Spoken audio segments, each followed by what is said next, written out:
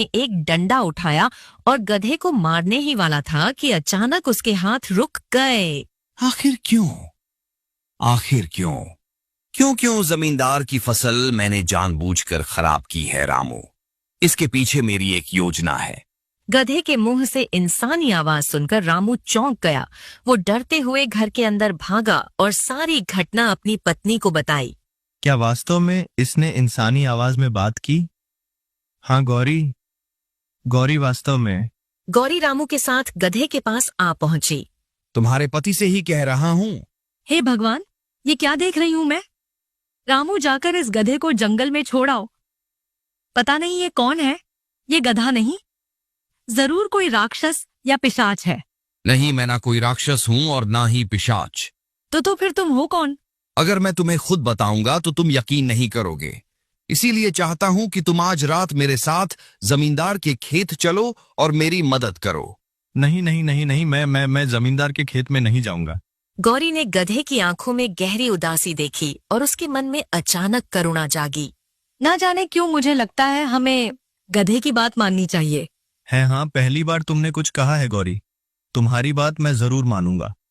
ठीक है, मैं चलूंगा, लेकिन हाँ, तुम्हें वहां कोई हरकत नहीं करनी है, समझ गए? हम समझ गया। चिंता मत करो, बस वही करना जो मैं कहूंगा। चलो। आधी रात को रामू गधे को लेकर चुपके से जमींदार के खेत पहुंचा। खेत की रखवाली कर रहा नौकर उसे देखकर चौंक गया। अरे तू यह गधा यहाँ लेकर क्यों आ गया? हाँ, यह गधा अब कुछ नहीं करेगा। मैं साथ में हूं ना। अगर इसने जरा सी भी हरकत की तो मैं इसका ऐसा बुरा हाल करूंगा कि हाँ, खेत की सारी बर्बादी मैं रात भर में ठीक कर दूंगा। ठीक है। नौकर मुस्कुराया और सिर हिलाते हुए वहां से चला गया। हाँ, अब बताओ क्या करना है? जमींदार की हवेली जाओ और वहां चुपके से नजर रखो। तुम्हें शायद कोई अजनबी दिखाई देगा। उसकी और जमींदार की बातें ध्यान से सुनना। रामू दबे पांव हवेली पहुंचा और छुपकर देखने लगा। तभी एक नकाबपोश घुड़सवार हवेली में दाखिल हुआ। रामू चौंक गया और अंदर घुसकर सुनने लगा। आओ मंत्री जी, आओ। तुम्हारा ही इंतजार था। अरे लेकिन मैं कैसे मान लूं कि मेरा काम हो गया है? देखिए मंत्री जी, मैंने एक पहुंचे हुए तांत्रिक से कहा था। उसने राजा विक्रम को अपनी तंत्र शक्ति से गायब कर दिया है। अब वो कभी महल नहीं लौटेगा। हाँ, लेकिन अगर राजा विक्रम 1 महीने में वापस आ गया तो फिर तो मेरी सारी योजना पर पानी फिर जाएगा ना। चिंता मत करो, तांत्रिक ने मुझे एक विचित्र पत्थर दिया है। जब तक वह पत्थर मेरे खेत में गड़ा है, राजा विक्रम कभी लौट कर नहीं आएगा और मेरे खेत में कोई गांव वाला आने की हिम्मत भी नहीं करेगा। हाँ, ये सुनकर मंत्री का चेहरा खिल उठा। हाँ, मुझे तुमसे यही उम्मीद थी। पर याद है ना, जब मैं राजा बनूंगा तो तुम्हें ऊंचा पद और जमींदारी दे दूंगा। हाँ, यही हमारे सौदेबाजी थे। यह सुनकर मंत्री दोबारा नकाब पहनकर घोड़े पर बैठा और हवेली से चला गया। रामू यह सब देखकर और सुनकर दंग रह गया। हवेली में सब सुनने के बाद रामू दबे पांव खेत में लौटा। वहां गधा उसका इंतजार कर रहा था। गधे भाई, मैंने सब कुछ सुन लिया।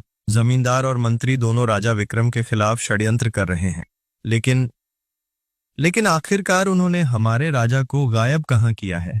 मैं इस रहस्य को पहले से जानता था।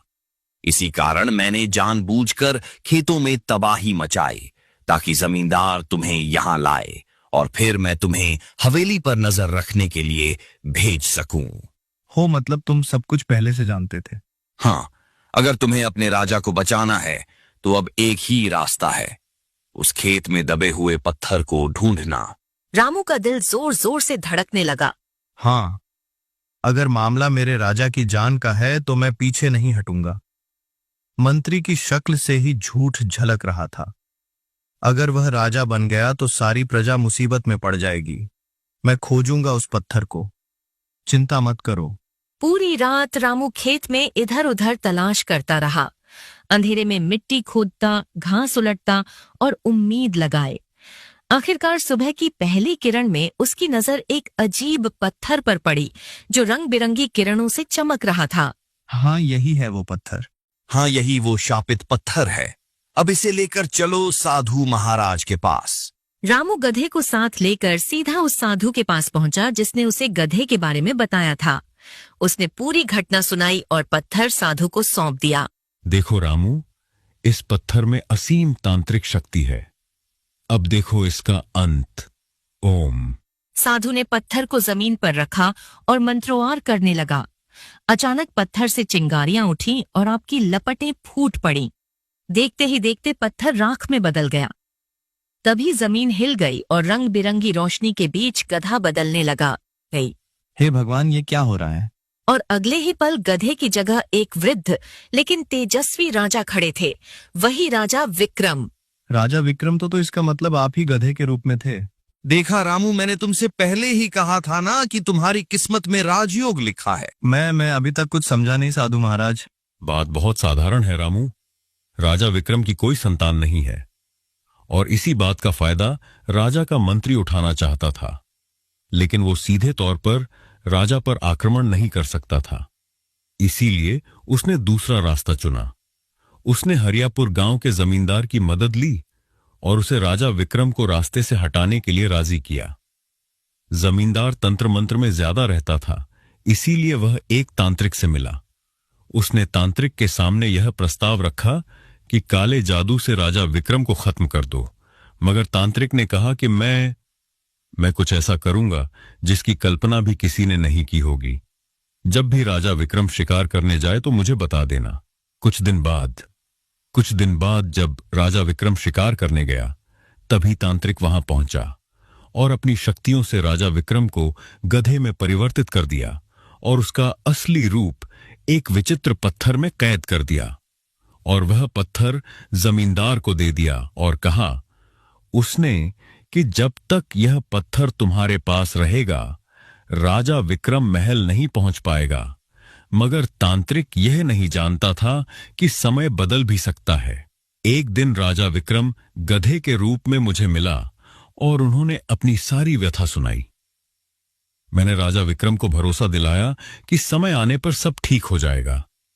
और रामू, आगे की कहानी तो तुम जानते ही हो।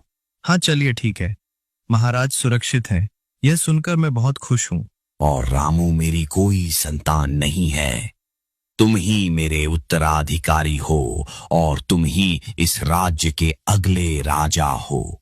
राजा विक्रम रामू के साथ उसके घर पहुंचे और सारी घटना गौरी को बताई। गौरी बहुत खुश हो गई।